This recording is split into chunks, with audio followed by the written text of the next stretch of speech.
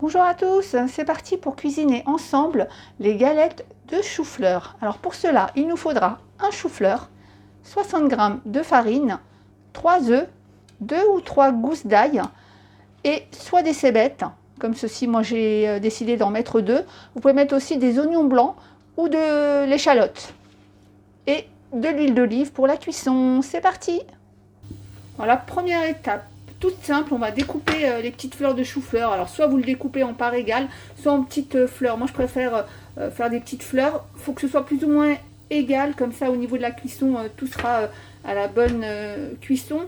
On lave et on va les cuire pendant environ 10 minutes dans de l'eau salée. Qui est déjà en train de bouillir. Alors après 10 minutes de cuisson, on va laisser le chou-fleur refroidir. Ensuite, on va venir écraser le chou-fleur.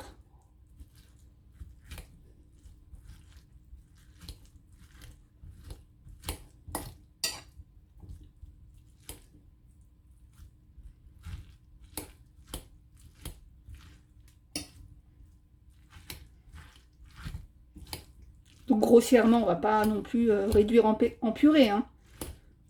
Ça, quand on va manger, déguster... Après ça, non, il ne faut pas que ça reste. Mais comme ça, quand vous allez déguster les galettes, vous allez sentir quand même les petites fleurs de chou-fleur.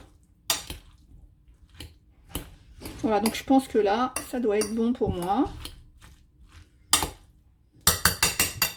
Donc, je vais venir ajouter les œufs. Les 3 œufs.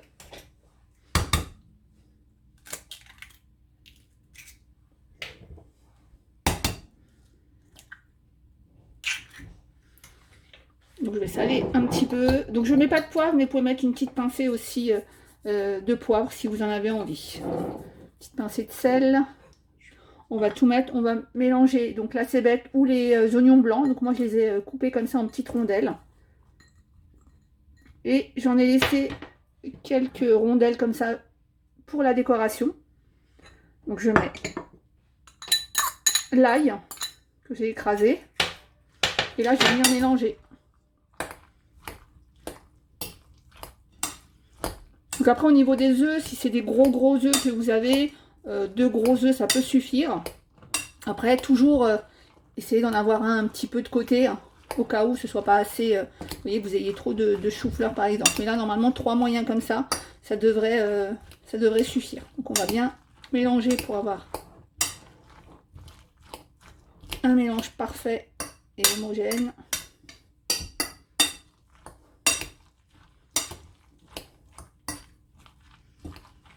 Donc voilà, une fois que on voit que tout est recouvert par les œufs, on va venir mettre de la farine.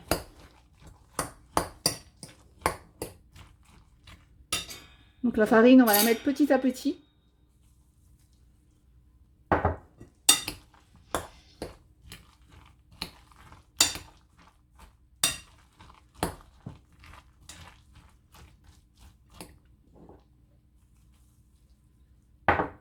C'est toujours comme ça en cuisine, on vous donne des grammages, des quantités, mais ça dépend de beaucoup de choses.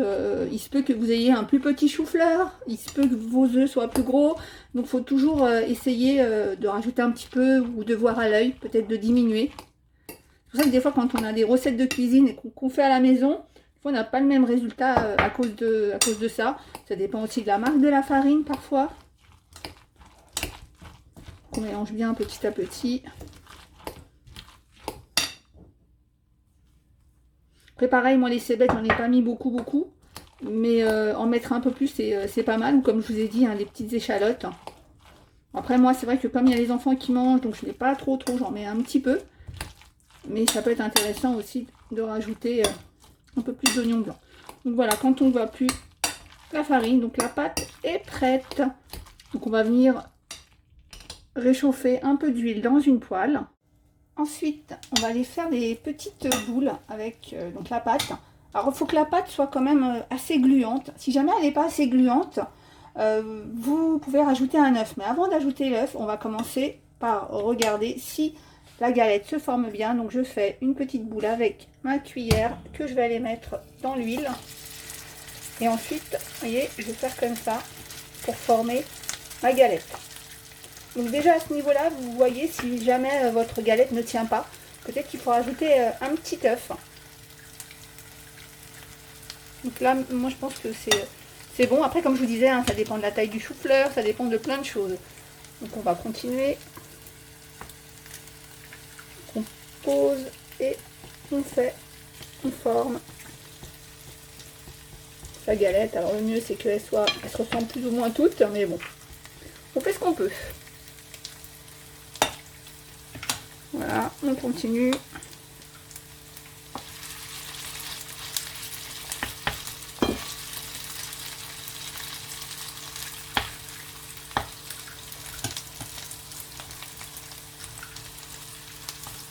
Après, vous pouvez aussi rajouter du fromage, mais bon, faut pas que ce soit non plus trop lourd. Hein. Du fromage du gruyère râpé. Et on laisse cuire quelques instants d'un côté, puis après on va venir les retourner. Donc déjà on va essayer de retourner celle-ci. De toute façon, au moment de la retourner, vous allez sentir qu'elle est cuite de l'autre côté. Et hop, vous voyez, impeccable. Donc normalement cette recette elle est vraiment très facile. Je vous dis juste ce qu'il y a à surveiller, c'est au niveau de la pâte, si elle est assez, comment vous l'expliquer, assez gluante, on va dire ça comme ça. Sinon je vous dis, vous rajoutez un petit peu de un œuf, pardon. Et si jamais justement c'est trop liquide, pensez à rajouter un petit peu de farine. Voilà, donc quand elles ont cette couleur, je pense que c'est la bonne couleur. Donc avec des quantités comme ça, je pense qu'on peut en faire une vingtaine. Et après, c'est bien, c'est de goûter les premières pour voir si vous allez un petit peu rectifier au niveau du sel. Après, on peut aussi ajouter un petit peu de piment d'Espelette ou une épice dont vous avez envie. Mais comme ça, rien que ça, elles sont vraiment très très bonnes. Donc voilà, les galettes cuites. Alors, vous voyez, j'ai mis en déco des petits morceaux. Donc, on peut servir ça avec de la viande rouge, de la viande, ou prendre ça en entrée. Vous voyez, petits morceaux de chou-fleur. Alors, je vais faire goûter à ma fille. Attention, c'est chaud, encore un petit peu chaud. Et comme ça, vous allez voir ce qu'elle en pense. C'est trop bon. C'est trop bon. T'aimes bien les choux-fleurs alors? Oui. Oui, on en refera. Ouais. Voilà, c'est vrai que c'est très bon. Alors voilà, je vous ai dit, hein, vous rectifiez au niveau des œufs, du sel. Vous pouvez rajouter une épice que vous aimez. Voilà, à bientôt. À bientôt.